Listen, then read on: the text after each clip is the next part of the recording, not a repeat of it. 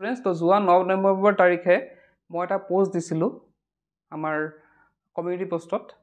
তাতে লিখা আছিলে এপইণ্টেড এজ এছিষ্টেণ্ট টিচাৰ তো তাতে বহুতে লাইক কৰিছে বহুতে কংগ্ৰেচুলেশ্যন দিছে তো সকলোকে ধন্যবাদ আৰু লগতে বহুতে কিছুমান কুৱেশ্যন সুধিছিলে যে কি পোষ্টৰ কাৰণে পাইছে বা কেনেকৈ হ'ব পাৰি এছিষ্টেণ্ট টিচাৰ কিদৰে হ'ব পাৰি বা কেনেদৰে প্ৰিপেৰেশ্যন কৰিছিল আমি হ'ব বিচাৰোঁ তো এনেধৰণৰ বিভিন্ন কমেণ্ট আহিছিলে তো সেই ভিত্তিত আজি ভিডিঅ' আমি ডিছকাছ কৰিব ওলাইছোঁ আজি ভিডিঅ' আমি ডিছকাছ কৰিম যে একচুৱেলি মই কিদৰে প্ৰিপেৰেশ্যন কৰিছিলোঁ বা মই কিদৰে এছিষ্টেণ্ট টিচাৰ হ'লোঁ বা কোনটো পোষ্টৰ কাৰণে এছিষ্টেণ্ট টিচাৰ LP নে UP নে কিহৰ হয় সেইখিনি কথাও ডিছকাছ কৰিম তেন্তে ভিডিঅ'টো ষ্টাৰ্ট কৰোঁ এইখিনি কথাই কি কৰিব তোমালোকৰ জীৱনত তোমালোকৰ ব্যক্তিগত জীৱনে হওক বা আগন্তুক যি তোমালোকে প্লেনিং কৰি আহিছা বা এইম আছে সেইখিনি তোমালোকক প্ৰভাৱ পেলাব তেন্তে ভিডিঅ'টো ষ্টাৰ্ট কৰোঁ এতিয়া কথাটো হ'ল যে ষ্টাৰ্টিঙৰ পৰা যদি ষ্টাৰ্ট কৰোঁ মই যেতিয়া ধৰা লাইক ক্লাছ 8 বা 9 ক্লাছ মেবি হয় 7 বা 8ত আছিলোঁ তেতিয়া মোক এজনে সুধিছিলে যে তোৰ এইম ইন লাইফ কি মানে ডাঙৰ হৈ তই কি হ'ব বিচাৰ তেতিয়া মই কি কৰিছিলোঁ তেতিয়া মই ক'ব পৰা নাছিলোঁ উত্তৰত মই ক'ব পৰা নাছিলোঁ যে মোৰ এইম ইন লাইফটো কি বা মই ডাঙৰ হৈ কি বিচাৰোঁ কি হ'ব বিচাৰোঁ কাৰণ সেই সময়ত মোৰ সিমানখিনি অহা নাছিলে যে মই কিবা এটা হ'ব লাগে বা কিবা এটা কৰিব লাগে সেইখিনি কথা মোৰ সেইটো চেঞ্চ নাছিলে তাৰপিছতে মই কাৰোবাৰ ডিছকাছ কৰিলোঁ সেই সময়তে যে কি ক'ব পৰা যায় মোক সেই মানুহজনে মোক পিছত কৈছে যে তই আজি ক'ব নালাগে পিছত এদিন তই কবি তাৰপিছতে মই ডিছকাছ কৰিলোঁ ঘৰত ডিছকাছ কৰাৰ পিছত কোনোবাই ক'লে যে তই যে টিচাৰ হৈ যা টিচাৰ বুলি কৈ দিবি কোনোবাই যদি সোধে যে তই কি হ'ব বিচাৰ তই টিচাৰ বুলি কৈ দিবি তো পিছৰ দিনাখন আৰু এদিন মোক সুধিলে সেই মানুহজনে যে তুমি কি হ'ব বিচাৰা মানে তই কি হ'ব বিচাৰ ভাবিলিনে মই ক'লোঁ মই টিচাৰ হ'ব বিচাৰোঁ তো সেই দিনাখনৰ পৰা একচুৱেলি ক'ৰবাত ন ক'ৰবাত তেতিয়া এটা মূৰত সোমাই গৈছিল যে টিচাৰ হ'ব লাগিব মোৰ টিচাৰ হ'ব বিচাৰোঁ যিহেতু ক'লোঁ এবাৰ কথা যিহেতু দিলোঁ গতিকে সেইটো হয়তো মানে সেইটো মই কণ্টিনিউ কৰিব লাগিব সেইটোতো আছিলে বাৰু সেইটো ব্ৰেইনত আছিলে কিন্তু তাৰ পিছতে এটা বস্তু লাইক মই নিজকে এটা বস্তু সদায় আমি চাব লাগে যে আমি সদায় নিজকে নিজে চিনি পাব লাগে আমি কোনটো কামৰ কাৰণে হৈছোঁ বা কোনটো কাম আমাৰ কাৰণে চুইটেবল হয় কোনটো কাম মই পাৰিম নোৱাৰিম সেইখিনি কথা আমি সদায় চিন্তা কৰিব লাগে তো মই ক'ৰবাত ন ক'ৰবাত যেতিয়া ডাঙৰ হৈ আহিলোঁ তেতিয়া মই বুজি পালোঁ যে মই বেলেগ কামবিলাক নোৱাৰিম বেলেগ কাম বা বেলেগৰ আণ্ডাৰত গৈ পেলাই কাম কৰা লাইক বেলেগৰ আণ্ডাৰ মানে কি ধৰা বেলেগত ক'ৰবাত ধৰা কোম্পানীত সোমাই কাম কৰা বা বেলেগ ক'ৰবাত কাম কৰা সেইখিনি মোৰ দ্বাৰা নহ'ব মই বুজি পাইছিলোঁ যে টিচিংটোৱে মোৰ কাৰণে বেষ্ট হ'ব পিছত গৈ মই বুজি পালোঁ যে টিচিংটোৱে মোৰ কাৰণে বেষ্ট হ'ব তো সেইকাৰণে মই ভাবিলোঁ যে টিচিং আগন্তুক কিদৰে টিচাৰ হ'ব পাৰি সেইখিনি কথা চিন্তা কৰিবলৈ ষ্টাৰ্ট কৰিলোঁ এতিয়া টিচাৰ হ'বলৈ কোৱালিফিকেশ্যনটো লাগিব হয়তো DLED কৰিব লাগিব বা আমি BEd কৰিব লাগিব এতিয়া BEdৰ ক্ষেত্ৰত দেখা যায় যে BEdৰ ক্ষেত্ৰত আমি প্ৰায় আমাৰ 1.5 লাখৰ পৰা 2 লাখ টকা খৰচ আছে BEd কৰিব গ'লে 1.5 পৰা 2 লাখ টকা আমি খৰচ আছে গতিকে সেইখিনি মই এফৰ্ড কৰিব নোৱাৰিম সেইখিনি মই নোৱাৰিছিলোঁ বা মই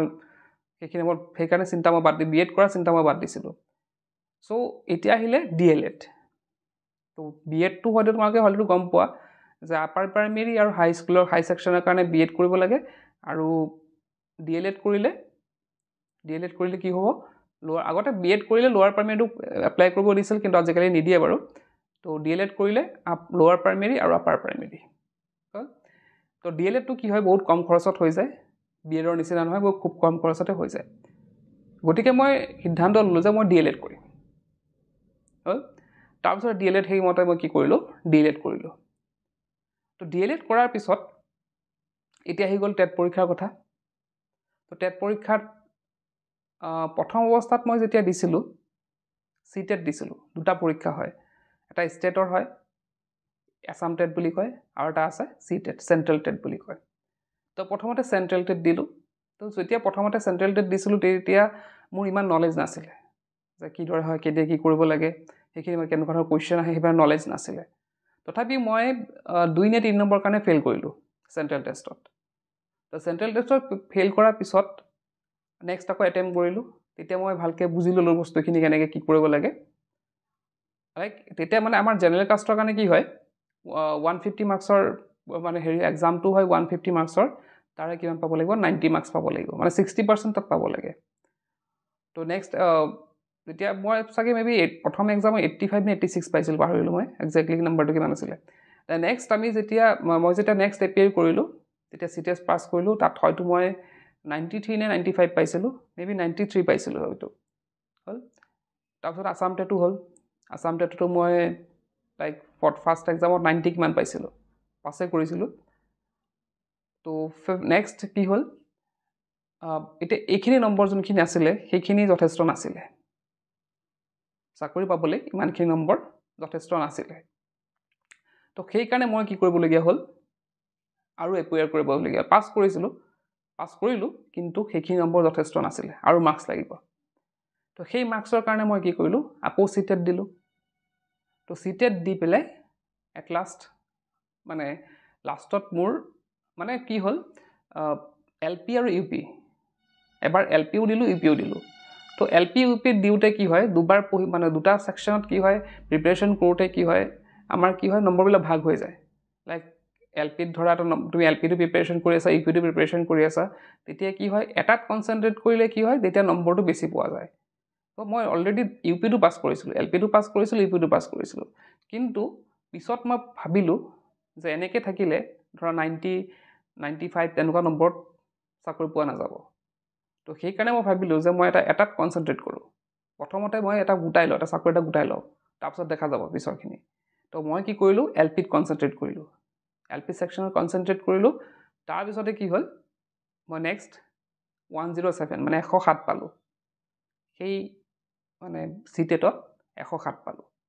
তো এই 107 পোৱা যোনটো মাৰ্কশ্বিট আছিলে সেইখন দি পেলাই মই এপ্লাই কৰিছিলোঁ লাষ্ট যোনটো মই এপইণ্টমেণ্ট পালোঁ সেই 107 দি পেলাই যোনটো এপ্লাই কৰিছিলোঁ সেইটোৱে মই পাইছোঁ তো সেই 107 দি যোনটো পাইছোঁ ধৰা সেইটো আছিল লোৱাৰ প্ৰাইমেৰী ছেকশ্যনত 107 আছিলে মোৰ তো সেইটো মানে সেইটো মাৰ্কছটো যিহেতু ভালে আছিলে এটা 100ৰ ওপৰত আছিল গতিকে সেই মাৰ্কশ্বিটখন দি এপ্লাই কৰোঁতে মই কিন্তু এই চাকৰিটো পাবলৈ সক্ষম হ'লোঁ লোৱাৰ প্ৰাইমেৰীত কিন্তু আপাৰ প্ৰাইমেৰীত মোৰ আছিলে পাছিং মাৰ্কছ আছিলে 96 আছিলে তো তাতে পোৱাটো সম্ভৱ নহ'ল তো হয়তো মই আৰু কষ্ট কৰিব লাগিব আপাৰ প্ৰাইমেৰীত আৰু মাৰ্কছ উঠাবলৈ তেতিয়াই মই মানে আপাৰ প্ৰাইমেৰীত পাবলৈ সক্ষম হ'ম এতিয়া ভিডিঅ'টো বনোৱাৰ মুখ্য উদ্দেশ্য সেইটো নহয় যে মই কৈ থাকোঁ তোমালোকক লাষ্ট বহুত ডাঙৰ এটা চাকৰি পালোঁ তেনেকুৱা নহয় হয় লোৱাৰ প্ৰাইমেৰীত পাইছোঁ হয় কিন্তু আজিকালি চাকৰি পোৱাটো কিমান সহজ কথা নহয় মই জাষ্ট এটা বস্তু মই বিচাৰিছিলোঁ লাইফত এটা বস্তু বিচাৰিলোঁ যে এটা বেকআপ থাকক লাইক মোৰ এটা বেকআপ থাকক লাইক এতিয়া ধৰা বেলেগ কামবিলাক আনুষাংগিক কাম ধৰা মই আগতো কৰি পেলাই চাকৰিটো পোৱাৰ আগতো মই কিন্তু ইনকাম আছিলে চাকৰি পোৱাৰ আগতো ইনকাম আছিলে কিন্তু এটা ষ্টেবল ইনকাম লাগে আজি তুমি যদি চৰকাৰী চাকৰি এটা গোটাব পাৰা তাৰপিছত কি হয় মই কোৱা নাই যে বেলেগ কাম বেয়া সেইটো কথা কৈছোঁ যে বেলেগ কাম বেয়া সেইটো বুলি কোৱা নাই কিন্তু চৰকাৰী চাকৰিটো হৈছে এটা বেকআপ তুমি জানা যে এইখিনিৰ পৰা এটা মানে নিৰ্দিষ্ট এমাউণ্টৰ এটা পইচা তোমাৰ মান্থলি সোমাব বেংকত চৰকাৰৰ তৰফৰ পৰা যদি তোমালোকে নিৰ্দিষ্ট কামটো কৰি থাকা এটা আমাৰ এটা প্ৰাইভেটত কি হয় লাইক তুমি আজি আছা কাইলৈ হয়তো তোমালোকৰ কাম পচন্দ নহ'ব পাৰে তোমাক ওলাই দিব পাৰে বা তোমাৰ জেগাত বেলেগ এজন আহি যাব পাৰে কিন্তু চৰকাৰী চাকৰিত কি হয় সেইটো চান্সেছ বহুত কম থাকে আৰু তোমালোকৰ এটা ছিকিউৰিটি থাকে লাইফৰ এটা বেকআপ থাকে সেইটো তো যিহেতু মোৰ এটা বেকআপৰ প্ৰয়োজন আছিলে গতিকে মই আজি সেইটো মানে এই চাকৰিটো পাই পেলাই একচুৱেলি এটা বেকআপ হৈছে মোৰ আৰু সেই বেকআপটোৱে পিছত দেখা যাওক মই কি কৰোঁ ইউপিৰ কাৰণে প্ৰিপেয়াৰ কৰোঁ নে বেলেগ কিবা এক্সামৰ প্ৰিপেয়াৰ কৰোঁ সেইটো বেলেগ কথা কিন্তু একচুৱেলি মোৰ হৈছে ঠিক বেকআপ এটা মানে নিশ্চিন্ত এটা মানে কি বুলি ক'ম এটা নিশ্চিত হ'লোঁ যে মোৰ এটা যিহেতু চাকৰি আছে গতিকে এইখিনি এমাউণ্ট মোৰ আহিব আৰু মই ধুনীয়াকৈ চলি থাকিব পাৰিম তো সকলোৰে এনেকুৱা এটা বেকআপৰ দৰকাৰ তোমালোকে পঢ়ি আছা তোমালোকে কিন্তু সদায় মাইণ্ডটো সেইটো ৰাখিবা আমাৰ যিহেতু উদ্দেশ্য যে তেনেকৈ যেনেকৈ ময়ো পঢ়িছিলোঁ মোৰ এতিয়া মাষ্টাৰ্ছ আছে মাষ্টাৰ্ছ কৰা মই কিন্তু লাইক বেকআপৰ কাৰণে মই ভাবিছিলোঁ যে মই কি কৰোঁ যে মোৰ যিহেতু পিছত লাইক BEd কৰা মোৰ কাৰণে যিটো সমৰ্থ নহয় মোৰ ধৰা পইচাৰ প্ৰব্লেম হওক বা বেলেগ প্ৰব্লেম হওক BEd কৰা যিহেতু মোৰ কেপাবিলিটি নাই মই কি কৰিব লাগিব DLED কৰিব লাগিব সেইটো চিন্তা কৰিছিলোঁ যাতে মোৰ চাৰ্কেলত থাকিয়ে মই এটা এটা বেকআপ ল'ব পাৰোঁ সেইটো মই চিন্তা কৰিব লাগিব সদায় তোমালোকে সেইটো চিন্তা কৰিব লাগিব যে তোমালোকৰ কমপ্লেইন কৰি লাভ নাই কমপ্লেইন তোমালোকে কৰিবা যে মোৰ তাত এইটো থাকিলে মই এইটো কৰিব পাৰিলোঁ হয় এইটো কৰিলোঁ সেইটো কৰিলোঁ হয় তো তোমালোকৰ লগত যোনখিনি চ'ৰ্চ আছে বা যিমানখিনি তোমালোকৰ সামৰ্থ্য আছে সেই সামৰ্থ্য অনুযায়ী তোমালোকে যদি আগবঢ়া তোমালোকে এটা চাকৰি পাবলৈ সক্ষম হ'বা অকল চাকৰি বুলি নহয় বেলেগ কিবা কামতো তোমালোকে যদি ভালদৰে মনোনিৱেশ কৰা তোমালোকৰ তাত যিমানখিনি চ'ৰ্চ আছে সেইখিনি লৈ পেলাই তোমালোকেও কিন্তু এটা লাইফটো চিকিউৰ কৰিব পাৰিবা আৰু তোমালোকৰ এটা বেকআপ থাকিব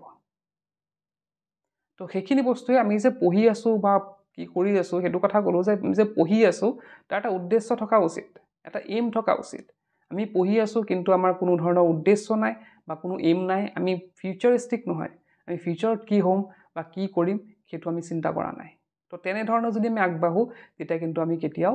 আগবাঢ়িব নোৱাৰোঁ এতিয়া মই যে ক'লোঁ আৰু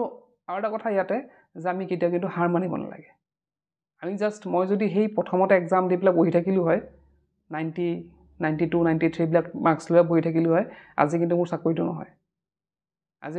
নহয় কিন্তু পিছত মই কিন্তু সেই বহি থকা নাই মই 4-5 বাৰ এক্সাম দি পেলাই যেতিয়া মাৰ্কছ বাঢ়ি গৈছে তেতিয়া মই এই চাকৰিটো পাবলৈ সক্ষম হৈছোঁ গতিকে কেতিয়াও তোমালোকে